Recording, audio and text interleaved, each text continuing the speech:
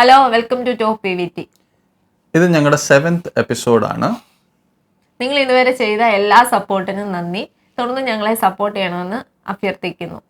So എല്ലാ പ്രാവശ്യം പോലെ തന്നെ ഞങ്ങൾ പറയുന്നു, നിങ്ങൾ ജസ്റ്റ് നിങ്ങളുടെ ക്വസ്റ്റ്യൻസ് അയക്കുക. ഇതുവരെ നല്ലതായിട്ട് ക്വസ്റ്റ്യൻസ് അയക്കുന്നുണ്ട്. നിങ്ങൾ ക്വസ്റ്റ്യൻസ് അയക്കുക. 4 ക്വസ്റ്റ്യൻസ് വീതം ഞങ്ങൾ ആൻസർ ചെയ്യുന്നതായിരിക്കും ഒരു എപ്പിസോഡിൽ. അത് റിലേഷൻഷിപ്പ് ക്വസ്റ്റ്യൻസ് ആണ്. ഈ ക്വസ്റ്റ്യൻസ് ഞങ്ങൾ ഈ കാണിക്കുന്ന ഈ മെയിലിലോട്ട് അയക്കുക. നിങ്ങളുടെ ഒരു ഡീറ്റെയിൽസും ഞങ്ങൾ വെളിപ്പെടുത്തത്തില്ല, ജസ്റ്റ് അത് ആൻസർ ചെയ്യത്തേ ഉള്ളൂ. എന്നിട്ട് ഇത് വെച്ച് എല്ലാവർക്കും ഒരു ഹെൽപ്പ് ആകാനായിട്ടാണ്. സോ നമുക്ക് പെട്ടെന്ന് തന്നെ ഇന്നത്തെ എപ്പിസോഡിലോട്ട് കിടക്കാം, ഇന്നത്തെ ക്വസ്റ്റ്യൻസിലേക്ക് കിടക്കാം. ഫസ്റ്റ് ക്വസ്റ്റ്യൻ: ഞാനും എൻ്റെ ഗേൾഫ്രണ്ടുമായി 3 വർഷം റിലേഷനിലായിരുന്നു. രണ്ടാൾക്കും ജോലി കിട്ടിയിട്ട് കല്യാണം കഴിക്കാമെന്ന തീരുമാനത്തിലായിരുന്നു. എനിക്കൊരു പ്രൈവറ്റ് ജോബാണ്. 3 മാസം മുമ്പ് അവൾക്കൊരു ഗൾഫുകാരന്റെ പ്രപ്പോസൽ വന്നു. എല്ലാവർക്കും ഇഷ്ടമായി.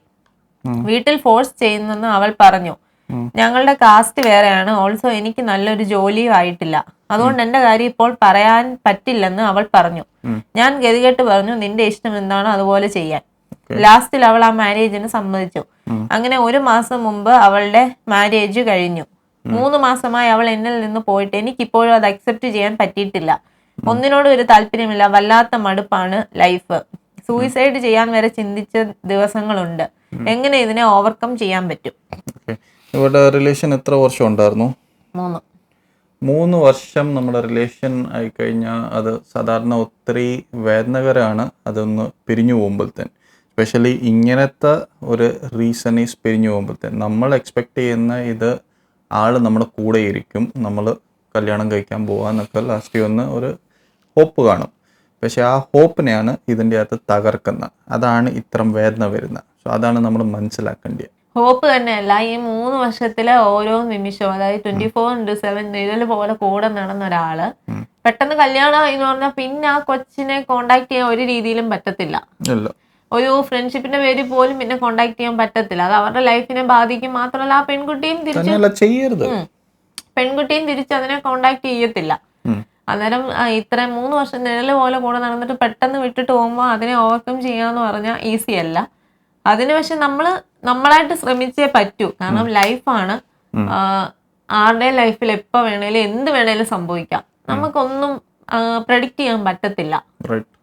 അതുകൊണ്ട് ഒരു റിലേഷൻ എത്രത്തോളം നടക്കുമെന്നോ എത്രത്തോളം സക്സസ് ആവുന്നു, പ്രത്യേകിച്ച് ഇന്നത്തെ കാലത്ത് ഇപ്പം ഒരാൾക്ക് തന്നെ 2ഉം 3ഉം റിലേഷൻ സീക്രട്ട്ലി കൊണ്ടു നടക്കുന്ന കാലം. അതായത് ഒരാള് പോയ അടുത്ത ആളെന്നുള്ള രീതിയിൽ നടക്കുന്ന അത്രമാത്രം ഒരു റിലേഷനിൽ അവരൊരു ഇമ്പോർട്ടൻസ് കൊടുക്കുന്നില്ല ഇന്നത്തെ തലമുറ.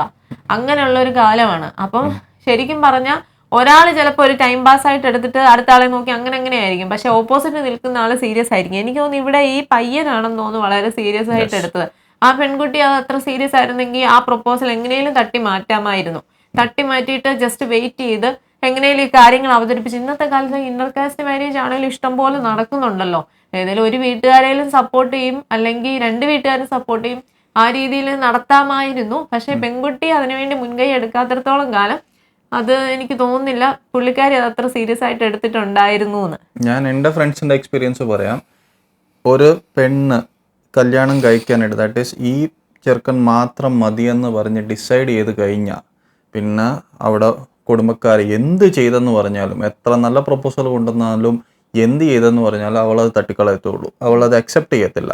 ലാസ്റ്റ് ഇങ്ങനെ വന്നിട്ട് കേട്ടിട്ട് കുടുംബക്കാർ പറയുന്ന ഈ ചെറുക്കനോട് തന്നെ എന്ന് പറഞ്ഞാൽ ഇവൾക്ക് ഇഷ്ടമുള്ള ചെറുക്കനെ തന്നെ നമുക്ക് കെട്ടിച്ചു വിട്ടേക്കാം, കാരണം ഇവളല്ലാതെ അക്സെപ്റ്റ് ചെയ്യത്തില്ലെന്ന് അവർക്ക് ഒരു സമയമാകുമ്പോഴത്തേക്കും ബോധ്യപ്പെടും.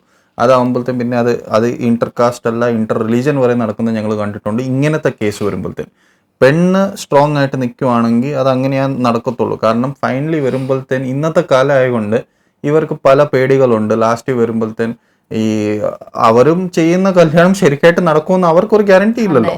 അതുകൊണ്ട് ലാസ്റ്റ് കുടുംബക്കാർ ഓർക്കും വന്നാൽ ശരി, ഇവരുടെ ഇഷ്ടം പോലെ ചെയ്യട്ടെ, ആ ഒരു രീതിയിലോട്ട് ഇവർ മാറും. സോ ഈ കേസിൽ നിങ്ങൾ മനസ്സിലാക്കേണ്ട കാര്യം ഇതാണ്, ഈ പെണ്ണ് നിന്നില്ല. അവൾക്കൊരു നല്ലൊരു ഓപ്ഷൻ വന്നു, ബെറ്റർ ഓപ്ഷൻ സെലക്ട് ചെയ്തു. അതാണ് മെയിൻ കാര്യം. അതുകൊണ്ട് അങ്ങനെയുള്ളവരെ കുറിച്ച് ഓർത്ത് ദുഃഖിക്കാതിരിക്കുന്നത് നല്ല. ആദ്യമേ നമ്മൾ ചെയ്യേണ്ടത് നമ്മുടെ ഫോണിലുള്ള ഫോട്ടോസ്, ആ പെൺകുട്ടിയുമായിട്ട് റിലേറ്റ് ചെയ്ത സകല കാര്യങ്ങളും ഡിലീറ്റ് ചെയ്യുക. അത് സ്വന്തമായിട്ട് ചെയ്യാൻ പറ്റുന്നില്ല എന്നുണ്ടെങ്കിൽ ഒരു ക്ലോസ് ഫ്രണ്ട് കാണുമല്ലോ, അത്ര എല്ലാ കാര്യങ്ങളും അറിയാവുന്ന ക്ലോസ് ഫ്രണ്ട്സ് കാണുമല്ലോ, അവരെ കൊണ്ട് ഫുൾ കാര്യങ്ങൾ ആ ഫോണിലുള്ള സകല കാര്യങ്ങളും ആ പെൺകുട്ടിയായിട്ട് റിലേറ്റ് ചെയ്തതെല്ലാം ഡിലീറ്റ് ചെയ്യുക, നമ്പേഴ്സ് എല്ലാം ബ്ലോക്ക് ചെയ്ത് കളയുക, മറ്റേ ഇതിൽ നിന്ന് സോഷ്യൽ മീഡിയയിൽ നിന്ന് എല്ലാത്തിനും ബ്ലോക്ക് ചെയ്ത് കളയുക. പിന്നെ പയ്യെ പയ്യെ നമ്മൾ ഓരോ കാര്യങ്ങളിൽ എൻഗേജ്ഡ് ആയിരിക്കുക, അതിനെപ്പറ്റി തന്നെ ചിന്തിച്ചുകൊണ്ടിരിക്കാതെ അത് പോയത് നന്നായി എന്ന് മാത്രം ചിന്തിക്കുന്നതായിരിക്കും നല്ലത്. കാരണം ആ കുട്ടിക്ക് ഒരു സിൻസിയർ റിലേഷൻ ആയിരുന്നെങ്കിൽ എങ്ങനെയാണേലും അത് പിടിച്ചു നിന്ന് അതിനുവേണ്ടി നിന്നേനെ. അപ്പൊ അങ്ങനെ അല്ലാത്ത സ്ഥിതിക്ക് അതൊരു വിവാഹത്തിലേക്ക് എത്താഞ്ഞത് നന്നായി. ഇപ്പൊ ഒരു ദുഃഖം ഉണ്ടായാലും അത് ഇൻ ഫ്യൂച്ചർ നിങ്ങൾക്ക് നല്ലതിനാണെന്ന് മാത്രം ചിന്തിക്കുക. ജോലിയിലും ഇപ്പൊ ജോലി ഉണ്ടെന്നല്ലേ പറഞ്ഞേ, ജോലിയിലും പിന്നെ അല്ലാതെ എന്തെങ്കിലും ആക്ടിവിറ്റീസ് ഒക്കെ ജോലി കഴിഞ്ഞ് വരുന്ന സമയങ്ങളിൽ എൻഗേജ്ഡ് ആയിരിക്കുക, വീട്ടുകാരുമായിട്ട് കൂടുതൽ സമയം സ്പെൻഡ് ചെയ്യുക, ഫ്രണ്ട്സിനോട് കൂടുതൽ അടുക്കുക. അന്നേരം നമുക്ക് ഓട്ടോമാറ്റിക്കലി പയ്യെ പയ്യെ ഇതിൽ നിന്ന് മാറാൻ പറ്റും. നിങ്ങൾ എന്തെങ്കിലും ഹോബീസിലോട്ട് ഫോക്കസ് ചെയ്യുക, എന്തെങ്കിലും കാര്യങ്ങൾ ചെയ്യുക, നിങ്ങളുടെ വർക്കിൽ ഫോക്കസ് ചെയ്യാൻ പറ്റും. വർക്കിൽ ഫോക്കസ് ചെയ്താൽ നല്ല, കാരണം നിങ്ങൾക്ക് അതിന്റെ മോണിറ്ററി ബെനിഫിറ്റ് സ്ലോലി അത് കിട്ടിക്കൊണ്ടിരിക്കും. സോ അങ്ങനത്തെ കാര്യങ്ങൾ ചെയ്യുക. ഈ സമയത്ത് സൂയിസൈഡോ ഇതൊന്നും ആലോചിക്കേണ്ട. ഒരു ചെറിയ റിലേഷൻഷിപ്പിന് വേണ്ടി നിങ്ങൾ നിങ്ങളുടെ ലൈഫ് തീർക്കാനായിട്ടല്ല. നമ്മൾ സൂയിസൈഡ് ചെയ്താൽ നമുക്ക് നമ്മുടെ വീട്ടുകാർക്ക് നഷ്ടമാകും. ആ പെണ്ണിന് ഒരു നഷ്ടമില്ല, ഒരിക്കലും ഇല്ല. ചിലപ്പോ ആ കൊച്ചറിയാൻ പോലും പോകുന്നില്ല. അവൾ അത് വായിച്ച് അറിഞ്ഞാലും ചിലപ്പോൾ അവൾക്ക് ഒരു വിലയും കണ്ടില്ല എന്നിരിക്കും. അങ്ങനെ ഒരു കേസ് ആയിരിക്കാം ഇത്. കാരണം അതുകൊണ്ട് ഒരിക്കലും അങ്ങനെ ചെയ്യരുത്. ഒരു ജെന്റിൽമാനെ പോലെ തിങ്ക് ചെയ്യുക, പോയത് പോട്ടെ. തന്നെയല്ല, ഒരു പുരുഷനെ പോലെ തിങ്ക് ചെയ്യുക. നിങ്ങൾ ഇതെല്ലാം ലൈഫിൽ എന്തൊക്കെ ഫേസ് ചെയ്യുന്നു. ഇത്ര ഒരു ചെറിയൊരു കാര്യത്തിന് വേണ്ടി നിങ്ങൾ തകർന്നു പോയാൽ നിങ്ങൾ ഒരു പുരുഷൻ എന്ന് പറയാൻ പറ്റും? അത് ഒത്തിരി പാടാണ്. നിങ്ങൾ ലൈഫിൽ ടഫായിട്ട് ഇരുന്നാലല്ലേ നമ്മളത് പറയാൻ പറ്റത്തുള്ളൂ. സോ ഈ കാര്യത്തിൽ നിങ്ങൾ പേടിക്കേണ്ട. ഇത് നിങ്ങൾക്കൊരു ബ്ലെസ്സിങ് തന്നെയാണ്. കാരണം ഇൻ ഫ്യൂച്ചർ ഈ അടുത്ത ഒരു പെണ്ണ് വരുമായിരിക്കും. നിങ്ങളുടെ ഒരു അതിന്റെ സമയമാകുമ്പോഴത്തെ അതിനുവേണ്ടി തേടി പോകേണ്ട ആവശ്യമില്ല. അതിന്റെ സമയമാകുമ്പോഴത്തേന് അത് ഇപ്പൊ നമ്മൾ വർക്കിൽ കോൺസെൻട്രേറ്റ് ചെയ്യുക. കുറച്ചുകൂടെ പുള്ളി തന്നെ പറഞ്ഞു പ്രൈവറ്റ് ജോബ് ആണ്, അന്നേരം വേറൊരു ജോബിന് വേണ്ടി ആഗ്രഹിക്കുന്നുണ്ടെന്നാണ് തോന്നുന്നത്. അല്ലെ പ്രൈവറ്റ് ജോബിൽ തന്നെ നല്ല ലെവലിൽ നിങ്ങളാണെങ്കിൽ, പ്രൈവറ്റ് ജോബിൽ തന്നെ നല്ല ലെവലിൽ നിങ്ങളാണെങ്കിൽ ഓട്ടോമാറ്റിക്കലി നിങ്ങൾക്ക് നല്ല പ്രൊപ്പോസൽസ് വരും കല്യാണം നോക്കുന്ന സമയത്ത്. അന്നേരത്തേന് നിങ്ങളുടെ വൈഫ് ആയി വരുന്ന പെണ്ണ് ചിലപ്പോൾ ഇതിനെക്കാട്ടിലും എത്ര ബെറ്റർ ആയിരിക്കാം. അതുകൊണ്ട് ആ ഒരു കാര്യത്തിൽ ഫോക്കസ് ചെയ്യുക. നിങ്ങൾ നിങ്ങളുടെ സ്വയമായിട്ട് നിങ്ങൾ ബിൽഡ് ചെയ്യുക, ബൂസ്റ്റപ്പ് ചെയ്യുക, ബിൽഡ് ചെയ്യുക, നമ്മുടെ കരിയർ ബിൽഡ് ചെയ്യുക, നിങ്ങളുടെ ഹോബീസ് ബിൽഡ് ചെയ്യുക. അതൊക്കെ വെച്ചിട്ട് ഓട്ടോമാറ്റിക്കലി നിങ്ങൾ ഒരു ബെറ്റർ കാര്യങ്ങളെല്ലാം ചെയ്യുക. ഈ കാര്യങ്ങളിൽ ഇതുമായിട്ടുള്ള ചിന്തകളെ വിട്ടിട്ട് നിങ്ങൾക്ക് ഇൻട്രസ്റ്റിംഗ് ആയിട്ടുള്ള പാട്ട് കേൾക്കാനാണോ, ഡാൻസ് ചെയ്യാനാണോ, അല്ലെങ്കിൽ ജിമ്മിൽ പോകാനാണോ, അങ്ങനെ പല ആക്ടിവിറ്റീസ് ഉണ്ടല്ലോ. ഇൻഫാക്ട് ഇവള് പറഞ്ഞ കറക്റ്റ് ആണ്, ജിം ജോയിൻ ചെയ്യും. ഞാൻ പറയുന്ന അത് ഏറ്റവും ബെസ്റ്റ് ആണ്. കാരണം ഇത് ഫ്രണ്ട്സിന്റെ ഇതും എക്സ്പീരിയൻസും ആയിട്ടൊക്കെ ഞങ്ങൾ നോക്കിയിട്ടുള്ള കാര്യം ഇതാണ്. പുരുഷന്മാർക്ക് അത് ഒത്തിരി ഹെൽപ്ഫുൾ ആണ് ഫോർ സം റീസൺ. അതെന്താണെന്നറിയാമല്ല, നമ്മൾ വർക്കൗട്ട് ചെയ്യുമ്പോഴത്തേക്കും നമുക്ക് അതിൻ്റെ ഒരു ഫീൽ ഗുഡ് ആയിട്ട് നമുക്ക് കിട്ടും. നമ്മുടെ ഒരു ഡിപ്രഷനോ അങ്ങനത്തെ എന്തെങ്കിലും ഒരു തിങ്കിങ് വരുവാണെങ്കിൽ അതെല്ലാം മാറിപ്പോകും നിങ്ങൾ വർക്കൗട്ട് ചെയ്യുവാണെങ്കിൽ. സോ ജിം ജോയിൻ ചെയ്യുക, അല്ലെ നിങ്ങൾ സ്വയമായിട്ട് വർക്കൗട്ട് ചെയ്യണോ ചെയ്തോ, പക്ഷെ എന്തെങ്കിലും ഒരു വർക്കൗട്ട് ചെയ്യുക, ആക്ടിവിറ്റീസ് ഇൻവോൾവ് ആക്കുക. അത് വെച്ച് നിങ്ങൾ ഇതിനെ മറന്നു പോവുക. നിങ്ങളുടെ കരിയറിൽ ഹാർഡ് വർക്ക് ചെയ്യുക, അല്ലെ നിങ്ങൾക്ക് വേണ്ടിയ കാര്യത്തിൽ ഹാർഡ് വർക്ക് ചെയ്യുക. അതിൻ്റെ ഫലങ്ങൾ വരും. ആഫ്റ്റർ സം ടൈം നിങ്ങൾക്ക് അടുത്ത റിലേഷൻ എന്താണെങ്കിലും വരും. നിങ്ങളൊരു നല്ല ലെവലിൽ ഇരിക്കുകയാണെങ്കിൽ, നിങ്ങൾ ഒരു നല്ല ലെവലിൽ ഇരിക്കുകയാണെങ്കിൽ ഓട്ടോമാറ്റിക്കലി നിങ്ങൾക്ക് ഇതിനെക്കാട്ടിലും നല്ല പെണ്ണ് കിട്ടും. അതാണ് ഞാൻ പറയുന്നത്. ആ ഒരു തിങ്കിങ്ങിലോട്ട് മാറുക. ഇത് ഒരു പെണ്ണേ ലൈഫിലുള്ളൂ എന്ന് പറഞ്ഞു എനിക്ക് വേറെ പെണ്ണിനും കിട്ടാൻ പോകുന്നുള്ള ആ ഒരു തിങ്കിങ്ങിലോട്ട് ഒരിക്കലും പോകണ്ട. നിങ്ങൾ നല്ലതായിട്ട് ഇരിക്കുകയാണെങ്കിൽ നിങ്ങൾക്ക് നല്ല പെണ്ണ് കിട്ടും. Why not? കാരണം നിങ്ങൾ അതിനുള്ള കേപ്പബിലിറ്റി ഉണ്ട്. അതാണ് ഒരു പെണ്ണ് നോക്കുന്നത്. സോ അത്രമാത്രം ഫോക്കസ് ചെയ്യുക. ഇത് വെച്ച് ഞങ്ങൾ ഈ ക്വസ്റ്റ്യനെ ആൻസർ ചെയ്ത് നിങ്ങളെ ഇച്ചിരി മോട്ടിവേറ്റ് ചെയ്തെന്ന് ഞങ്ങൾ ഹോപ്പ് ചെയ്യുന്നു. അടുത്ത ക്വസ്റ്റ്യനിലേക്ക് ഞങ്ങൾക്ക് പോകാം. ഞാനും എൻ്റെ ഹസ്ബൻഡും സെയിം ഓഫീസിലാണ് വർക്ക് ചെയ്യുന്നത്. ഞങ്ങൾ കണ്ടുമുട്ടിയതും ഇതേ ഓഫീസിൽ വെച്ചാണ്. ഹസ്ബൻഡ് കമ്പനിയുടെ അക്കൗണ്ട്സ് മാനേജറാണ്. ഇത്രയും നാളും ഞങ്ങൾ അവിടെ ജോലി ചെയ്തുകൊണ്ട് കമ്പനി ഓണേഴ്സുമായിട്ട് നല്ല ഫ്രണ്ട്ഷിപ്പാണ്. അടുത്തിടയ്ക്ക് ഓണറിന്റെ വൈഫ് എന്നെ പേഴ്സണലി കണ്ടിട്ട് എന്നോട് ഒരു ഷോക്കിംഗ് ന്യൂസ് പറഞ്ഞു. എന്റെ ഹസ്ബൻഡ് കമ്പനിയിൽ നിന്ന് ഒരു 8 ലക്ഷം രൂപ തിരിമറി നടത്തിയിട്ടുണ്ട്. എനിക്ക് ഇതേപ്പറ്റി അറിയാമോ എന്ന് ചോദിച്ചു. എനിക്ക് സത്യത്തിൽ ഇതേപ്പറ്റി അറിയില്ലായിരുന്നു. ഇതൊരു ഷോക്കായിപ്പോയി. ഫ്രണ്ട്ഷിപ്പിന്റെ പേരിൽ അവരെനിക്ക് കുറച്ച് സമയം തന്നു ഹസ്ബൻഡുമായി സംസാരിച്ചിട്ട് ഒരു തീരുമാനമെടുക്കാൻ. അവർക്ക് ക്യാഷ് സെറ്റിൽ ചെയ്ത് കൊടുത്താൽ പോലീസ് കേസ് ആക്കത്തില്ല എന്ന് പറഞ്ഞു. അല്ലെങ്കിൽ അവർ പോലീസിൽ കംപ്ലൈന്റ് ചെയ്യുമെന്ന് പറഞ്ഞു.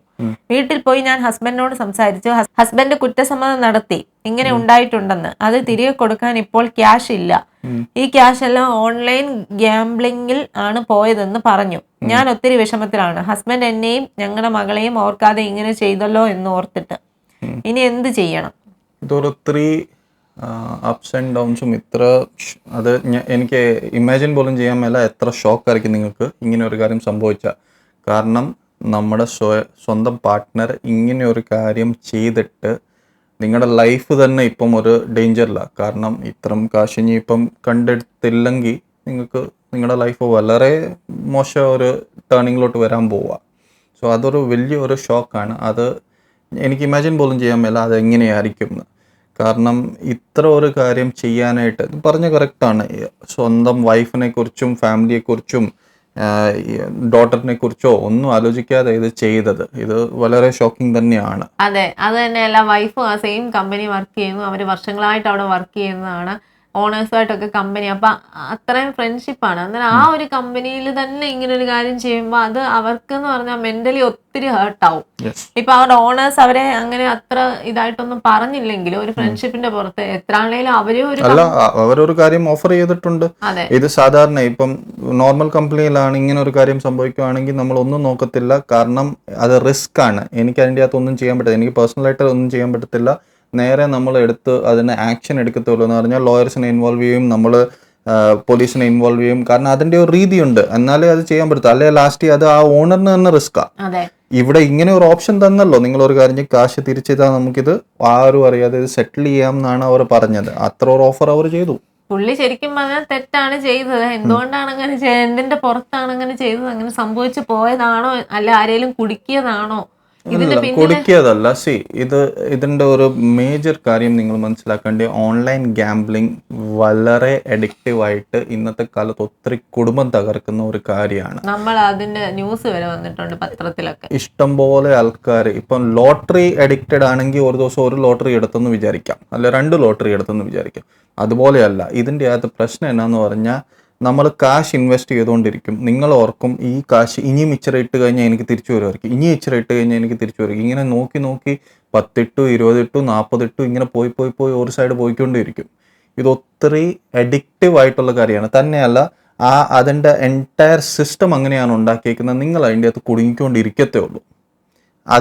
അതിനു വേണ്ടിയാണ് ആ ആപ്പ് ഉണ്ടാക്കിയേക്കുന്നത്. അതിൻ്റെ ഓണേഴ്സ് അല്ലെ അതിൻ്റെ ഉണ്ടാക്കുന്ന ആൾക്കാർക്ക് കാശ് കിട്ടാനായിട്ടല്ലേ. ഇത് എക്സസ് കാശ് വെച്ച് കളിക്കുന്ന പോലെയല്ല ഇവിടെ നടന്ന എന്നാന്ന് പറഞ്ഞാൽ അതിൻ്റെ അകത്ത് അങ്ങ് കയറി ലാസ്റ്റ് അതൊരു അഡിക്ഷനിലോട്ടാക്കി മാറി. അതിലോട്ട് ഇൻവെസ്റ്റ് ചെയ്യാൻ പറ്റുന്ന സ്വയം കാശ് ഫുൾ തീർത്തു. ഇനിയിപ്പം വേറെ എവിടെ നിന്നേലും എന്ന് പറഞ്ഞാൽ കമ്പനിയുടെ അക്കൗണ്ടിൽ നിന്ന് എടുത്തിട്ട് വരെ യൂസ് ചെയ്തു. ഇത് വളരെ അന്നേരം ഓർത്ത് നോക്കുക, അത് എത്ര അഡിക്ഷന്റെ ലെവൽ എത്ര ഹൈ ആണെന്ന് മനസ്സിലാക്കണം നമ്മൾ.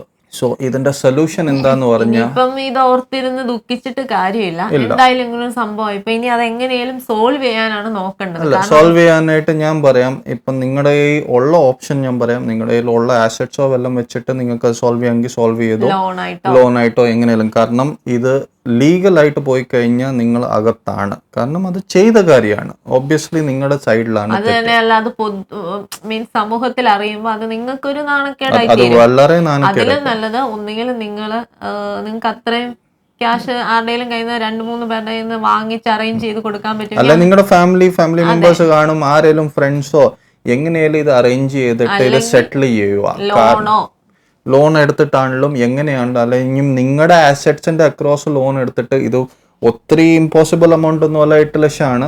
8 ലക്ഷം രൂപ നിങ്ങൾ എങ്ങനെയാലും നിങ്ങളത് ഒന്നിച്ച് കണ്ടെത്തി ഇത് സോൾവ് ചെയ്തേ പറ്റത്തുള്ളൂ. അല്ലേ ഇത് പ്രശ്നം. ദുഃഖിച്ചിരുന്നിട്ട് കാര്യമില്ല. അത് നിങ്ങളുടെ ഫാമിലിയിൽ ഒരു പുള്ളിക്ക് അങ്ങനെ ഒരു കാര്യം സംഭവിച്ചു പോയി, അത് തെറ്റാണ്. അല്ല, പക്ഷെ ഇതിന്റെ അകത്ത് ഒരു കാര്യം കൂടെ ഞാൻ പറയുന്നു. ഈ കാര്യത്തിൽ ഇപ്പം ആൾക്ക് ഇങ്ങനത്തെ തെറ്റ് പറ്റിയിട്ടുണ്ട്, ആൾക്ക് അതിനുള്ള റീഹാബിലിറ്റേഷൻ എന്ന് പറഞ്ഞൊരു കാര്യമുണ്ട്. ഗാംബ്ലിംഗ് അഡിക്ഷന് അതിൻ്റെതായുള്ള റീഹാബിലിറ്റേഷൻ ഉണ്ട്. അത് ചെയ്തേ പറ്റത്തുള്ളൂ. അതിന് ഒരു വിട്ടേക്കല്ലേ. അതെന്നാന്ന് പറഞ്ഞാൽ ഞാൻ പറയാം, ഇതൊരു പ്രോബ്ലമാണ്. നിങ്ങളിപ്പോൾ ഇത് സോൾവ് ചെയ്തെന്ന് വിചാരിക്കും. ഇപ്പം ഞാൻ 8 ലക്ഷം രൂപ ഇമ്മീഡിയറ്റ്ലി അത് നിറച്ച് നമ്മൾ സോൾവ് ചെയ്തു. പക്ഷേ ഈ ഗാംബ്ലിങ്ങിലോട്ട് തിരിച്ചു വീഴരുത്. ഗാംബ്ലിംഗ് ഒരു പ്രാവശ്യം അതിൻ്റെ അഡിക്ഷൻ കിട്ടിക്കഴിഞ്ഞാൽ അത് പിന്നെയും അത് കുറച്ച് ദിവസം കഴിഞ്ഞ് അതിലോട്ട് തിരിച്ചു വീഴാൻ ചാൻസ് ഉണ്ട്. അത് വരാതെ ഇരിക്കാനായിട്ട് അതിനു വേണ്ടി ഉള്ള സ്റ്റെപ്സ് എന്ന് പറഞ്ഞാൽ കൗൺസിലിംഗ്, റീഹാബിലിറ്റേഷൻ, ഇങ്ങനത്തെ കാര്യം ഇതിൻ്റെ അകത്ത് സീക്ക് ചെയ്യേണ്ട ഒത്തിരി ആവശ്യമാണ്. കാരണം ഇത്ര എമൗണ്ട് വേസ്റ്റ് ചെയ്യാനായിട്ടും അത് തന്നെയല്ല സ്വയമായിട്ടും പിന്നെ ഫാമിലിയും റിസ്ക് അടിച്ചിട്ടുണ്ട്. ഇത് അത് തന്നെയല്ല, ഇതിപ്പം പുള്ളി പറഞ്ഞിട്ടല്ലല്ലോ അറിഞ്ഞത്. ആ കമ്പനി ഓണറുടെ വൈഫ് സംസാരിച്ചപ്പോഴാണ് അറിഞ്ഞു. അല്ലെങ്കിൽ പുള്ളിക്കാരെ അറിയത്തില്ലായിരുന്നു. അവരത്രയും ഫ്രണ്ട്ഷിപ്പ് ആയതുകൊണ്ട് പറയുകയും ചെയ്തു, ഒരു സമയം കൊടുത്തു. ഇപ്പൊ വേറൊരു കമ്പനിയിലോ വേറെ എവിടെന്നെങ്കിലും ക്യാഷ് എടുക്കുകയാണെങ്കിൽ അവർ ഡയറക്റ്റ് കേസ് കൊടുക്കുകയല്ലേ. അതുകൊണ്ട് ആ നിങ്ങൾ ആദ്യം ഇത് സോൾവ് ചെയ്യാനുള്ള മാർഗം ആദ്യം സോൾവ് ചെയ്യുക. പക്ഷെ അത് കഴിഞ്ഞിട്ട് നിങ്ങൾ ചെയ്യേണ്ട സ്റ്റെപ്പ് ഇതാണ്, ഹസ്ബൻഡ് ഇതിനു വേണ്ടി ഉള്ള റെമഡി എടുക്കണം. ദാറ്റ് ഈസ് റീഹാബിലിറ്റേഷൻ എന്ന് പറയും. അതിനുവേണ്ടിയുള്ള സ്പെഷ്യൽ ആയിട്ടുള്ള സ്ഥലങ്ങളുണ്ട്. ഗാംബ്ലിംഗ് അഡിക്ഷന് വേണ്ടി തന്നെയുള്ള കൗൺസിലിങ്ങും അതൊക്കെ ഉണ്ട്. ഇതിലോട്ട് പോവുക. സപ്പോർട്ട് ഗ്രൂപ്പ്സ് ഉണ്ട് ഗാംബ്ലിംഗ് അഡിക്ഷന് വേണ്ടി തന്നെ. അത് നിങ്ങൾക്ക് ഓൺലൈനും ഫിസിക്കലായിട്ടും ഉള്ളതുണ്ട്. ഈ കേസിൽ ഫിസിക്കൽ ആയിരിക്കും ആവശ്യമുള്ളത്. അത് നിങ്ങളുടെ സപ്പോർട്ട് ഗ്രൂപ്പ്, ദാറ്റ് ഈസ് നിങ്ങൾ റീഹാബിലിറ്റേഷൻ ചെയ്ത് കഴിയുമ്പോഴത്തേന് അവർ തന്നെ അതിനുള്ള മാർഗ്ഗങ്ങൾ തരും. അതെന്നാന്ന് പറഞ്ഞാൽ നിങ്ങൾ പിന്നെ റീലാപ്സ് ചെയ്യാതെ ഇരിക്കാനായിട്ട് അത് ഒത്തിരി ആവശ്യമാണ്. അല്ലേ നിങ്ങൾക്ക് നാളെ ഇതേ സെയിം പ്രോബ്ലം തിരിച്ചു വരാൻ ചാൻസ് ഉണ്ട്. അത് വരാതെ ഇരിക്കുന്നതാണ് ഇനിയും നമ്മൾ നോക്കേണ്ടത്. സോ അത് സീരിയസ് ആയിട്ട് തന്നെ ആ സ്റ്റെപ്സ് എടുക്കേണ്ടിയിരിക്കുന്നു. സോ അത് വെച്ച് ഞങ്ങൾ ഈ ക്വസ്റ്റ്യൻ ഞങ്ങൾക്ക് പറ്റുന്ന പോലെ ഞങ്ങൾ ആൻസർ ചെയ്തെന്ന് വിചാരിക്കുന്നു. അടുത്ത ക്വസ്റ്റ്യനിലേക്ക് നമുക്ക് പെട്ടെന്ന് പോകാം. ഞാൻ 2 വർഷമായിട്ട് ഒരു പയ്യനുമായി റിലേഷനിലാണ്. കോളേജിൽ വെച്ചാണ് ഞങ്ങളുടെ റിലേഷൻ സ്റ്റാർട്ട് ആകുന്നത്. ഇപ്പോൾ ഞങ്ങൾ 2 പേരും ജോലിയിലാണ്. 2 പേർക്കും ഇപ്പോൾ 24 വയസ്സുണ്ട്. ഞങ്ങൾ ഇതുവരെ ഒരു ഫിസിക്കൽ റിലേഷനിൽ പോയിട്ടില്ല. കുറച്ചാഴ്ചകളായി എന്റെ ബോയ് ഫ്രണ്ട് ഫിസിക്കൽ റിലേഷന് ഫോഴ്സ് ചെയ്യുന്നു. എന്നെ തന്നെ കല്യാണം കഴിക്കുള്ളൂ എന്ന് പ്രോമിസ് ചെയ്തിട്ടാണ് ഇതിലേക്ക് പുഷ് ചെയ്യുന്നത്. എനിക്കിതിനോട് താല്പര്യമില്ല. സമ്മതിച്ചില്ലെങ്കിൽ ബോയ് ഫ്രണ്ട് വിട്ടുപോകുമോ എന്ന് പേടിയുണ്ട്. സമ്മതിച്ചാൽ വിവാഹത്തിന് മുമ്പ് ബ്രേക്കപ്പ് ആയി പോകുമോ എന്നും പേടിയുണ്ട്. ഞാനിത് എങ്ങനെ സോൾവ് ചെയ്യും? ഇതൊരു പുരുഷന്റെ സൈഡിൽ നിന്ന് ഞാൻ പറയുവാണെങ്കിൽ, ഒരു ജെന്റിൽമാൻ ആണെങ്കിൽ ഒരിക്കലും ഇങ്ങനത്തെ ഒരു കാര്യം നമ്മൾ നമ്മുടെ ഗേൾ ഫ്രണ്ടിനോടോ അങ്ങനെ ഒരു റിലേഷൻ വെക്കുന്ന ഒരു പെണ്ണോട് നമ്മൾ ചോദിക്കുന്നത് ശരിയല്ല. അവൾ കംഫർട്ടബിൾ അല്ലെങ്കിൽ അത് ഒരിക്കലും നമ്മൾ പറയരുത്. കാരണം അവളുടെ കംഫർട്ടാണ് ഫസ്റ്റ്.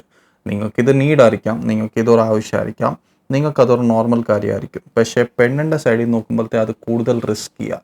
അവൾക്ക് അതിനോട് താല്പര്യമില്ലെങ്കിൽ അത് ചെയ്യരുത്, അത് ഫോഴ്സ് ചെയ്യരുത്. കാരണം അത് നിങ്ങളുടെ തന്നെ ക്യാരക്ടർ അവിടെ കാണിക്കുന്നുണ്ട്. നിങ്ങളുടെ ക്യാരക്ടർ ബാഡാന്നല്ല, പക്ഷേ നമ്മൾ നമ്മുടെ ഏർജസിനെ അത്രയ്ക്ക് ഒരു ഇമ്പോർട്ടൻസ് കൊടുക്കുന്നതാണ്. ദാറ്റ് ഈസ് റിലേഷൻഷിപ്പിനെക്കാട്ടിലും കൂടുതൽ എൻ്റെ ഏർജിന് ഞാൻ ഇമ്പോർട്ടൻസ് കൊടുക്കുന്നു. ഇൻ എ റിലേഷൻഷിപ്പ് സ്റ്റാൻഡ് പോയിന്റാണ് ഞാനിപ്പം സംസാരിക്കുന്നത്. സോ ഈ കാര്യത്തിൽ ആ പെണ്ണ് കംഫർട്ടബിൾ അല്ലെങ്കിൽ അത് ഒരിക്കലും അത് ഫോഴ്സ് ചെയ്യരുത്. ഇങ്ങനെ ഒരു കാര്യം എനിക്ക് ആവശ്യമാണ്, ഇത് വെച്ച് മാത്രമേ നമ്മുടെ റിലേഷൻ നിൽക്കത്തുള്ളൂ. സെക്കൻഡ് പോയിന്റ് ഞാൻ പറയുന്ന ഇതിൻ്റെ അകത്ത്, നമ്മൾ ഒരു റിലേഷൻഷിപ്പ് എന്ന് പറഞ്ഞാൽ അതെപ്പോഴും 2 പേർക്ക് അതൊരു ബെറ്റർമെൻറ്റിന് വേണ്ടിയാണ്. അങ്ങനെ ആയിരിക്കണം. സാധാരണ അതൊരു നല്ലതിന് വേണ്ടിയാണ് നമ്മൾ നോക്കുന്നത്. ഇതിന്റെ അകത്ത് അതൊരു ഇവിടെ ഇപ്പം ആ പെൺകുട്ടി ഒട്ടും കംഫർട്ടബിൾ അല്ല എന്ന് പറയുന്നുണ്ട്. നമ്മളിപ്പോ ഓപ്പോസിറ്റ് നിൽക്കുന്ന ആളുടെ എന്താ പറയാ, അവരുടെ ഒരു ഇഷ്ടം കൂടെ നമ്മൾ നോക്കണം. ഒരാളെ ഒരു കാര്യത്തിന് വേണ്ടി നമ്മൾ ഫോഴ്സ് ചെയ്യരുത്. അല്ലെങ്കിൽ നമ്മുടെ ഒരു ഇഷ്ടം അല്ലെങ്കിൽ നമ്മുടെ ഒരു ആഗ്രഹം മറ്റൊരാളിലോട്ട് അടിച്ചേൽപ്പിക്കുന്ന ആവരുത് ഒരു റിലേഷൻ. അത് ഏത് റിലേഷൻ ആണെങ്കിലും, ഇതിപ്പം പിന്നെ ലവേഴ്സ് തമ്മിലുള്ള ആണെങ്കിലും ഹസ്ബൻഡ് വൈഫ് ആണെങ്കിലും, നമുക്ക് ഒരു ഇഷ്ടം ഉണ്ടെങ്കിൽ അല്ലെങ്കിൽ നമ്മുടെ ഒരു ആഗ്രഹം മറ്റൊരാളെ അടിച്ചേൽപ്പിക്കരുത്. അവരുടെ കംഫർട്ട് സോണിനെ അത് ബാധിക്കരുത്. അല്ലെ അവരുടെ താല്പര്യങ്ങളെ അവരുടെ ഇഷ്ടങ്ങളെ വെട്ടി മാറ്റിക്കൊണ്ട് നമ്മുടെ ഇഷ്ടങ്ങൾ അവരിൽ അടിച്ചേൽപ്പിക്കരുത്. അതൊരിക്കലും അവരത് കംഫർട്ട് ആയിരിക്കത്തില്ല. നമ്മൾ റിലേഷൻ മുന്നോട്ട് കൊണ്ടുപോകണമെങ്കിൽ 2 പേരും അഡ്ജസ്റ്റ് ചെയ്ത് 2 പേരുടെയും കംഫർട്ടൊക്കെ നോക്കി ഒരുമിച്ച് തീരുമാനം എടുത്തേ മുന്നോട്ട് കൊണ്ടുപോകാൻ പറ്റത്തുള്ളൂ. ഇതിപ്പോ പെൺകൊച്ചിന് ഒട്ടും താല്പര്യം ഇല്ലാന്ന് പറഞ്ഞ സ്ഥിതിക്ക് ആ പയ്യൻ അതിനുവേണ്ടി ഫോഴ്സ് ചെയ്യുന്നത് ഒരിക്കലും ശരിയല്ല. അത് തന്നെയല്ല 2 വർഷമായ ഒരു റിലേഷനിൽ അതിനിടയ്ക്ക് അതിനിടയ്ക്കെന്ന് തന്നെയല്ല, സമയത്തിന്റെ ഇതല്ല ഞാൻ പറയുന്നത്, അത് ശരിയല്ല. ആ കൊച്ചിന് അതിന് താല്പര്യം ഇല്ലാന്ന് പറഞ്ഞ സ്ഥിതിക്ക് പിന്നെ അതിനെപ്പറ്റി സംസാരിക്കാതെ ആ ടോപ്പിക്ക് വിട്ട് നിങ്ങളുടെ റിലേഷൻ നല്ല രീതിയിൽ കൊണ്ടുപോകുന്നതായിരിക്കും നല്ലത്. കാരണം ഇപ്പൊ 2 പേർക്കും ജോലിയുണ്ട്, 24 വയസ്സും ഉണ്ട്. നിങ്ങൾക്ക് ഇനി പയ്യൻ വേണമെങ്കിൽ ഒരു കല്യാണത്തിലോട്ട് നിങ്ങൾക്ക് പോകാം. ഇതിന്റെ അകത്ത് നമുക്ക് ഇത് ആവശ്യമാണെന്ന് പറഞ്ഞാൽ നിങ്ങൾക്ക് കല്യാണം കഴിഞ്ഞ് ഫുൾ ലൈഫ് കിടക്കുക. ഇനി നിങ്ങൾ തന്നെ ആ കല്യാണം കഴിക്കുന്നെന്ന് നിങ്ങളുടെ ഒരു ഡിസിഷൻ ആണെങ്കിൽ വൈ നോട്ട് വെയിറ്റ്. കുറച്ച് നാൾ കഴിഞ്ഞ് നിങ്ങൾക്ക് ഇപ്പം ഓൾറെഡി ജോലിയൊക്കെ ആയി, കുറച്ച് വീട്ടിലോട്ട് സംസാരിച്ച് കഴിഞ്ഞാൽ നിങ്ങൾക്ക് കല്യാണം കഴിക്കാം. അത് തന്നെയല്ല, ആ പെങ്കൊച്ച് 2 കാര്യങ്ങൾ പറയുന്നുണ്ട്, അതിന് പേടിയാണെന്ന്. ശരിക്കും പറഞ്ഞാൽ ഇന്നത്തെ കാലം അതാണ്. കാരണം നമുക്കിപ്പോ ഒന്നിലും ഒരു വിശ്വാസം, ഇപ്പൊ ഈവൻ നമ്മൾ നിയമപരമായി കല്യാണം കഴിച്ചാണെങ്കിൽ പോലും അതുപോലും നമുക്ക് വിശ്വസിക്കാൻ പറ്റത്തില്ല. നിയമമുണ്ട്, എല്ലാം ഉണ്ടെന്ന് പറഞ്ഞാൽ ഒരു വ്യക്തി എന്താണ് കാണിക്കുന്നത്, എന്താണ് മുന്നോട്ട് പ്രവർത്തിക്കുന്നത്, അല്ലെങ്കിൽ നമ്മുടെ കൂടെ ഇരിക്കുന്ന വ്യക്തി എന്താണ് ചിന്തിക്കുന്നത് നമുക്ക് പറയാൻ പറ്റത്തില്ല. ആ കൊച്ചിന് പേടിയുള്ളത് ഒന്നെന്ന് പറഞ്ഞാൽ ഇനിയിപ്പോ ഇങ്ങനെ ഒരു കാര്യം കഴിഞ്ഞിട്ട് ആവശ്യം കഴിഞ്ഞിട്ട് ഇട്ടിട്ട് പോകുമോ എന്നാണ്. ആ കൊച്ചിന് അത് ചിന്തിക്കാവുന്നതിലപ്പുറമാണ്. അത് ഒന്നാമത്തെ. രണ്ടാമത്തെ കാര്യം എന്ന് പറഞ്ഞാൽ ഇനിയിപ്പോ ഇത് സമ്മതിച്ചില്ലെങ്കിൽ വിട്ടുപോകുന്നു. കാരണം ഒരു പ്രാവശ്യം പറഞ്ഞു താല്പര്യമില്ല എന്ന് പറഞ്ഞാൽ അത് വിട്ട് കളയുന്നതാണ് നല്ലത്. പിന്നെയും ഫോഴ്സ് ചെയ്യുന്നത് കൊണ്ടല്ലേ ആ കൊച്ചിന് അങ്ങനെ ഒരു ചിന്ത വന്നത്. അതിനിപ്പോ ആ റിലേഷനിലുള്ള ഒരു ട്രസ്റ്റ് അല്ലേ പോയത്. എൻ്റെ സിസ്റ്റേഴ്സിനോട് ഞാൻ പറയാനുള്ളത് ഇത്രയേ ഉള്ളൂ. നിങ്ങൾക്ക് കംഫർട്ട് അല്ലാത്ത ഒരു കാര്യം നിങ്ങളെ യഥാർത്ഥത്തിൽ സ്നേഹിക്കുന്ന ഒരു പയ്യനാന്ന് വിചാരിക്കുക, അവൻ ഒരിക്കലും ചെയ്യത്തില്ല. നിങ്ങളെ യഥാർത്ഥത്തിൽ സ്നേഹമാണെങ്കിൽ, കാരണം ഓക്കെ ഇങ്ങനെ ഒരു ആഗ്രഹം പറഞ്ഞു, പക്ഷെ നിങ്ങളത് ഇൻട്രസ്റ്റഡ് അല്ല, എനിക്ക് കല്യാണം കഴിഞ്ഞ് മതി, അല്ലെ ഞാൻ പിന്നെ ഉള്ളെന്ന് പറഞ്ഞാൽ അന്നേരത്തേന് ഇതിനെ ഫോഴ്സ് ചെയ്തിട്ടില്ല, ഇതില്ലെങ്കിൽ എനിക്ക് പറ്റത്തില്ല, അല്ലെ അങ്ങനത്തെ ഒരു ലാംഗ്വേജിലോട്ടോ അല്ലെ അങ്ങനത്തെ ഒരു പറയാതെ തന്നെ അതിലോട്ട് പിന്നെയും ഫോഴ്സ് ചെയ്യുന്നുണ്ടെങ്കിൽ അത് യഥാർത്ഥ സ്നേഹം എന്ന് പറയാൻ പറ്റത്തില്ല. യഥാർത്ഥ സ്നേഹമാണെങ്കിൽ ഓക്കെ നിനക്ക് കംഫർട്ട് ആകുന്ന സമയത്ത് നമുക്ക് അതല്ലേ പറയണ്ടേ, നോർമലി അങ്ങനെയാണ് പോകണ്ടേ. സോ ഈ ഒരു കാര്യത്തിൽ നിങ്ങളതിനെ കൂടുതൽ ഫോക്കസ് ചെയ്യേണ്ട. നിങ്ങളുടെ സൈഡ് നിങ്ങൾക്ക് കൂടുതൽ റിസ്ക് ആണ്, പെണ്ണിൻ്റെ സൈഡ് എപ്പോഴും റിസ്ക് ആണ്. കാരണം നാളെ ഈ കല്യാണം നടന്നില്ലെങ്കിൽ ഇതിൻ്റെ റിലേഷൻ്റെ എന്തെങ്കിലും റീസണിന് ഇത് ആൾക്കാർ അറിഞ്ഞിട്ടുണ്ടെങ്കിൽ അത് നിങ്ങളെ വല്ലാതെ ബാധിക്കും. ഇന്നത്തെ കാലമാണെന്ന് പറഞ്ഞാൽ, മോഡേൺ ടൈം ആണെന്ന് പറഞ്ഞാൽ അത് ബാധിക്കാനായിട്ട് പറ്റും. സോ അത് നമ്മളൊന്ന് ഫോക്കസ് ചെയ്യുക. നിങ്ങളുടെ പെൺകുട്ടിയോട് ഞങ്ങൾക്ക് ഒന്നേ പറയാനുള്ളൂ, നിങ്ങൾ നിങ്ങളുടെ സ്റ്റാൻഡിൽ തന്നെ നിൽക്കുക. നിങ്ങൾക്ക് കംഫർട്ട് അല്ലാതെ വിട്ട് കളയുക. പുള്ളി അങ്ങനെ പോകുന്നെങ്കിൽ പോട്ടെ, അത് സിൻസിയർ ലവ് അല്ല. ഇപ്പൊ 2 വർഷം ആയതല്ലേ ഉള്ളൂ. അങ്ങനെയുള്ളവർ പോകുന്നതാണ് നല്ലത്. കാരണം നിങ്ങൾ അങ്ങനെയുള്ളവർ പിടിച്ചു വെച്ചിട്ട് മുമ്പോട്ട് അത് കൊണ്ടുപോയിട്ട് ഒരു കാര്യമില്ല. പുള്ളി അത് മാത്രം ആഗ്രഹിച്ചു വന്നതുണ്ടെങ്കിൽ പുള്ളി പോകും. അങ്ങനെയുള്ളവർ പോകട്ടെ, അതാണ് കറക്റ്റ്. നിങ്ങൾ മനസ്സിലാക്കേണ്ട കാര്യം ഇതാണ്. ട്രൂ ലവ് എന്ന് പറഞ്ഞാൽ ഈ പറയുന്ന ഇതിൻ്റെ അകത്ത് ഈ ലസ്റ്റിനെ മാത്രം ബേസ് ചെയ്ത് ഒരിക്കലും ട്രൂ ലവ് പോസിബിൾ അല്ല. നിങ്ങളുടെ ഫിസിക്കൽ അപ്പിയറൻസ് അല്ല, നിങ്ങളുടെ ഈ ഫിസിക്കൽ ലവിനെ മാത്രം വെച്ചിട്ട് ഒരു ലവ് നടക്കത്തില്ല. നിങ്ങൾക്ക് അല്ലാത്ത കുറേ സപ്പോർട്ടും ഇമോഷണൽ സപ്പോർട്ട് എല്ലാ കാര്യങ്ങളും മിക്സ് ചെയ്തിട്ട് ഒരു പ്രോപ്പർ റിലേഷൻ്റെ മുകളിലാണ് അത് ബിൽഡാകുന്നത്. ഇത് വെച്ച് മാത്രം ബിൽഡാകത്തില്ല. സോ ഇതിന് അത്ര ഇമ്പോർട്ടൻസ് കൊടുക്കുന്നുണ്ടെങ്കിൽ ആളുടെ തിങ്കിങ് ഇതുവരെ അതിലോട്ട് മെച്യൂർ ആയിട്ടില്ല. അതാണ് അതിൻ്റെ കാര്യം. സോ അതൊന്ന് ഫോക്കസ് ചെയ്യുക. നിങ്ങൾ ഇതിൻ്റെ അകത്ത് ഒട്ടും റിസ്ക് ചെയ്യേണ്ട, നിങ്ങളുടെ സ്റ്റാൻഡിൽ തന്നെ നിൽക്കുക. അതാണ് ബെസ്റ്റ്. നിങ്ങൾക്ക് ശരിയായിട്ട് തോന്നുന്നില്ല അത് അങ്ങനെയാണെങ്കിൽ അത് ഒരിക്കലും അതിലോട്ട് പോകരുത്. ഒരാൾക്ക് വേണ്ടി നിങ്ങളത് ചെയ്യാൻ പോകരുത്, അത് ശരിയല്ല. എനിക്കത് താല്പര്യമുണ്ട്, ഓക്കെയാണ്, ഓക്കെ. സോ അത് വെച്ച് ഞങ്ങൾ ഈ ക്വസ്റ്റ്യൻ ആൻസർ ചെയ്തെന്ന് വിചാരിക്കുന്നു. അടുത്ത ക്വസ്റ്റ്യൻ. ഞാനൊരു നേഴ്സാണ്. വളരെ ചെറിയ പ്രായത്തിൽ തന്നെ ഞങ്ങളുടെ വിവാഹം കഴിഞ്ഞു. ഇപ്പോൾ ഞങ്ങൾക്ക് 31-32 വയസ്സുണ്ട്. ഹസ്ബൻഡിന് പഠിക്കാനായിട്ട് ഫിനാൻഷ്യലി ഞാൻ ആണ് സപ്പോർട്ട് ചെയ്തത്. പക്ഷെ ആൾ അത്രയും ഫോക്കസ്ഡ് അല്ലാത്തതുകൊണ്ട് തോറ്റുപോയി. 2 അറ്റംപ്റ്റ്സ് ഓൾറെഡി കഴിഞ്ഞു, 2ലും പോയി. ആളോട് ഞാൻ പറഞ്ഞു അത് വിട്ടിട്ട് ജോലിക്ക് പോകാൻ. പക്ഷെ ആൾ അതിന് റെഡിയല്ല. ആൾക്ക് മടിയായിട്ടാണ് എനിക്ക് ഫീൽ ചെയ്യുന്നത്. ഞാൻ ഇത്രയും ഫാമിലിയെ സപ്പോർട്ട് ചെയ്തിട്ടും പുള്ളി വളരെ ലാവിഷായിട്ട് ഗെയിം കളിച്ച് നടക്കുന്നു. ഇത് ഞാൻ എങ്ങനെ സോൾവ് ചെയ്യും? ഓക്കെ, ഇത് എങ്ങനെ എനിക്ക് ആൻസർ ചെയ്യാനാന്ന് ഇതിൻ്റെ അകത്ത് ഓർക്കുമ്പോഴത്തെ എനിക്ക് ഇച്ചിരി ചിരിയും വരുന്നുണ്ട്, സങ്കടവും വരുന്നുണ്ട്. കാരണം ഇങ്ങനത്തെ ഒരു സൈഡ്, സാധാരണ ഒരു പുരുഷൻ്റെ സൈഡ് ഞാൻ പറയുവാണെങ്കിൽ എൻ്റെ വൈഫിൻ്റെ കയ്യിൽ നിന്ന് കാശെടുക്കാൻ എനിക്ക് വളരെ ബുദ്ധിമുട്ടാണ്. ചിലവർക്ക് അങ്ങനെ കാണത്തില്ലായിരിക്കും, പക്ഷേ എനിക്കത് ഭയങ്കര ബുദ്ധിമുട്ടാണ്. അത് സാധാരണ ഞാൻ എൻ്റെ ഫ്രണ്ട്സും എൻ്റെ സർക്കിളിലൊക്കെ നോക്കുമ്പോഴത്തെ എല്ലാവർക്കും അങ്ങനെ ഒരു ഇതുണ്ട്. കാരണം നമ്മൾ പ്രൊവൈഡ് ചെയ്യണം എന്നാണ് ഒരു തിങ്കിങ് വരുന്നത്. സാധാരണ പുരുഷന്മാർക്ക് ആ ഒരു ഇതുണ്ട്. എന്ന് പറഞ്ഞാൽ സ്ത്രീക്ക് പ്രൊവൈഡ് ചെയ്യാൻ പറ്റത്തില്ലെന്നൊന്നുമല്ല ഞാൻ പറയുന്നത്, പക്ഷേ നമുക്കൊരു റിലക്റ്റൻസ് ഉണ്ട്. സാധാരണ രീതിയിൽ ഒരു പുരുഷൻ എപ്പോഴും ഞാൻ എന്തേലും എൻ്റെ ഫാമിലിക്ക് വേണ്ടി പ്രൊവൈഡ് ചെയ്യുന്നുണ്ട്, അതാണ് നമ്മുടെ ഹാപ്പിനെസ്. അതിനല്ലേ നമ്മൾ ഈ ഹാർഡ് വർക്ക് ചെയ്യുന്നത്. സോ ഈ കേസിൽ ഓക്കെ നിങ്ങൾ പഠിക്കുന്നതിന് ഞാൻ ഒരിക്കലും ഒരു തെറ്റ് പറയുന്നില്ല. പക്ഷേ 32 വയസ്സായി, 32 വയസ്സായിട്ട് നിങ്ങൾ ഒരു ലെവലിൽ എത്തിയിട്ട് അത് മൾട്ടിപ്പിൾ ടൈംസ് ട്രൈ ചെയ്തു, അതൊരു എനിക്ക് മനസ്സിലാകുന്നില്ല. 2 പ്രാവശ്യം ട്രൈ ചെയ്തിട്ട് അത് ഒരു ഫെയിലർ ആയി പോയ സ്ഥിതിക്ക് തൽക്കാലം എന്താ ചെയ്യേണ്ടത്? പുള്ളിക്കാരിക്ക് ഒരു സങ്കടം കാണും. തന്നെ ജോലി ചെയ്ത് ഫാമിലിയെ സപ്പോർട്ട് ചെയ്ത് ഇങ്ങനെ മുമ്പോട്ട് പോകുമ്പോൾ പുള്ളിക്കാരിക്ക് ശരിക്കും പറഞ്ഞ ഒരു സപ്പോർട്ട് ആവശ്യമായിരിക്കും, ഫിനാൻഷ്യലി ഉള്ള.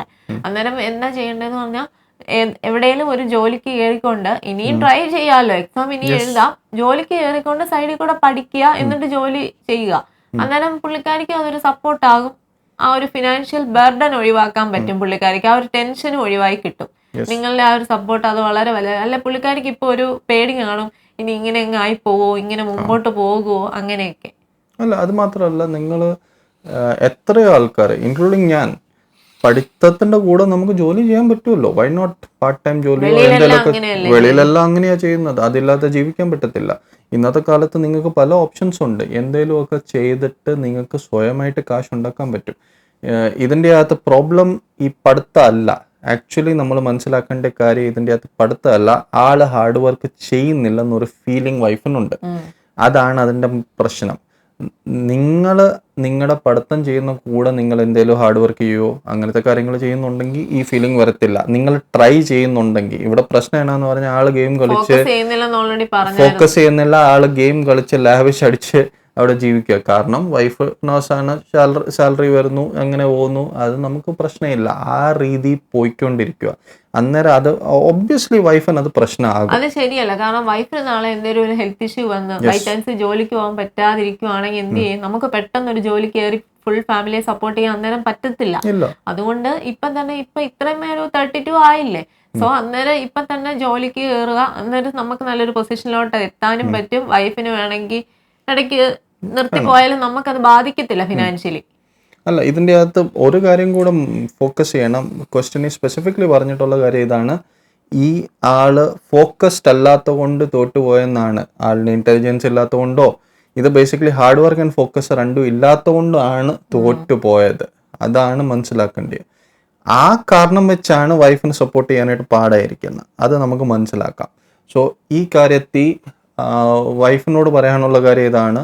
വൈഫ് പോയി ഹസ്ബൻഡിനോട് സംസാരിക്കുക, ക്ലിയർ ആയിട്ട് പറയുക, ഞാൻ മടുത്തു, ഇങ്ങനത്തെ കാര്യങ്ങൾ ഇനിയും പറ്റത്തില്ല, ഇനിയും ഫ്യൂച്ചറിൽ പ്ലീസ് എങ്ങനെയാലും നിങ്ങൾ എന്തെങ്കിലും ഒരു ജോലി ചെയ്യുക, ഹാർഡ് വർക്ക് ചെയ്യുക, എന്നിട്ട് സൈഡ് ബൈ സൈഡ് നിങ്ങൾക്ക് പഠിത്തം ചെയ്തോ. കാരണം നമ്മൾ ഫൈനലി ഒരു ഫാമിലിയാണ്. ഫാമിലിയിൽ ഒരാൾ അങ്ങനെ ഒരു ഫുൾ ബേർഡൻ എടുത്തുകൊണ്ടിരിക്കുക, അവർക്കത് പറ്റുന്നില്ലെന്ന് ആ ഒരു ഫീലിംഗ് വരുക, അല്ലെങ്കിൽ മറ്റേ ആൾ അത്രയും ഹാർഡ് വർക്ക് ചെയ്യുന്നില്ലെന്ന് ഒരു ഫീലിംഗ് വരുവാണെങ്കിൽ അത് ഒത്തിരി പാടാണ്. ആ കോംപ്ലക്സസ് സോൾവ് ആയില്ലെങ്കിൽ ഭയങ്കരമായിട്ട് നിങ്ങൾ തമ്മിൽ അടി ഉണ്ടാകാൻ തുടങ്ങും. അതൊരു പ്രോബ്ലമാണ്. സോ രണ്ടുപേരും അവരവരുടെ ഹാർഡ് വർക്ക് ഒരു ഫാമിലി ലൈഫിൽ ചെയ്യുന്നുണ്ടെന്ന് ഒരു ഫീലിംഗ് എപ്പോഴും വേണം. ഇപ്പം ഞാൻ ഹാർഡ് വർക്ക് ചെയ്യുന്നുണ്ട്, എൻ്റെ വൈഫ് ഹാർഡ് വർക്ക് ചെയ്യുന്നുണ്ട്, ഞങ്ങൾ രണ്ടുപേരും കൂടെ ഒന്നിച്ചു വന്നിട്ടാണ് ഞങ്ങളുടെ ആ ഒരു ഫാമിലി ലൈഫ് സക്സസ് ആകുന്നത്. ഇത് ഒരാൾ ഹാർഡ് വർക്ക് ചെയ്യുന്നില്ലെന്നൊരു ഫീലിംഗ് വരുവാണെങ്കിൽ അത് വളരെ നിങ്ങൾ തമ്മിൽ അടി ഉണ്ടാകാൻ ചാൻസ് ഉണ്ട്.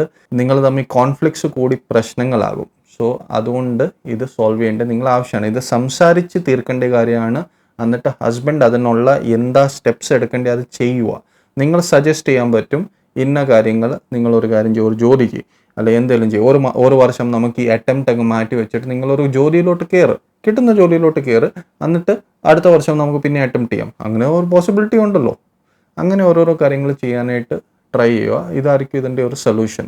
ഇന്നത്തെ 4 ക്വസ്റ്റ്യൻസിന് ഞങ്ങൾക്ക് പറ്റുന്ന പോലെ ആൻസർ ചെയ്തിട്ടുണ്ട്. നിങ്ങളുടെ അഭിപ്രായങ്ങൾ നിങ്ങൾക്ക് കമൻറ്റ് ചെയ്യാൻ പറ്റും. ഞങ്ങൾ എല്ലാ മൺഡേയും 4 മണിക്കാണ് ഞങ്ങളുടെ വീഡിയോ പോസ്റ്റ് ചെയ്യുന്നത്. ഇതുവരെ തന്ന സപ്പോർട്ടിന് നന്ദി. ഇനിയുമുള്ള വീഡിയോസിലും നിങ്ങൾ ക്വസ്റ്റ്യൻസ് അയച്ചുകൊണ്ടിരിക്കുക. നിങ്ങളുടെ ഓരോ ഡീറ്റെയിൽസും ഞങ്ങൾ വെളിപ്പെടുത്തത്തില്ല. ഇപ്പം വായിച്ച പോലെ തന്നെ ജസ്റ്റ് അനോണമസ് ആയിട്ടാണ് ഈ ക്വസ്റ്റ്യൻസ് ആൻസർ ചെയ്യുന്നത്. ഞങ്ങൾക്ക് ചെയ്യാൻ പറ്റുന്ന പോലെ അതിനെ ആൻസർ ചെയ്യുന്നുണ്ട്. ഇതിൻ്റെ മീനിങ് ഇതല്ല, ഞങ്ങളെല്ലാം പഠിച്ചു, ഞങ്ങൾ വിസ്റ്റത്തിൻ്റെ സ്പീക്കിലിരിക്കുക എന്നല്ല. ഞങ്ങൾക്ക് പറയാൻ പറ്റുന്ന, ഞങ്ങൾക്ക് തോന്നുന്ന കറക്റ്റായിട്ടുള്ള ആൻസേഴ്സാണ് ഞങ്ങൾ തന്നേക്കുന്നത്. ഇതല്ലാതെ നിങ്ങൾക്ക് എന്തെങ്കിലും ഒപ്പീനിയൻ ഉണ്ടെങ്കിൽ you are welcome to put it in the comments. Please put it in the comments. കാരണം അങ്ങനെ ഒരു കോൺവെർസേഷൻ വന്നാലേ ഇതൊരു പ്രോപ്പർ ഒരു കമ്മ്യൂണിറ്റി ആയിട്ട് ഇത് വളർത്തിയെടുക്കാനായിട്ടാണ് ഞങ്ങൾ നോക്കുന്നത്. സോ നിങ്ങൾ ഇതെല്ലാവർക്കും ഒരു ഹെൽപ്പ് ആകാനായിട്ടാണ്. ഞങ്ങളെല്ലാം പഠിച്ചിരിക്കുക എന്നല്ല, ഞങ്ങളുടെ ചിലപ്പോൾ ഞങ്ങൾക്കും തെറ്റാം. അതുകൊണ്ട് നിങ്ങൾക്ക് എന്തെങ്കിലും വേറെ ഒപ്പീനിയൻസ് ഉണ്ടെങ്കിൽ കമൻറ്റ്സ് ധൈര്യമായിട്ട് ഇടുക. പിന്നെ ഈ വീഡിയോ നിങ്ങളെ ഹെൽപ്പ് ചെയ്തിട്ടുണ്ടെങ്കിൽ ഒരു ലൈക്കൊക്കെ ഇടുക. കാരണം അത് ഈ ആൽഗോരിതത്തിൽ ഈ വീഡിയോ കുറച്ചുകൂടെ സക്സസ് ആകാനായിട്ട് ഹെൽപ്പ് ചെയ്യും. എല്ലാ ആഴ്ചയും 4 PM മൺഡേക്ക് ഞങ്ങൾ സ്ട്രിക്റ്റ് ആയിട്ട് പോസ്റ്റ് ചെയ്യുന്നുണ്ട്. ഇതുവരെ തന്ന എല്ലാ സപ്പോർട്ടിനും നന്ദി. ഇനിയുമുള്ള വീഡിയോസിലും സപ്പോർട്ട് തരണം. Okay, thank you. ബൈ.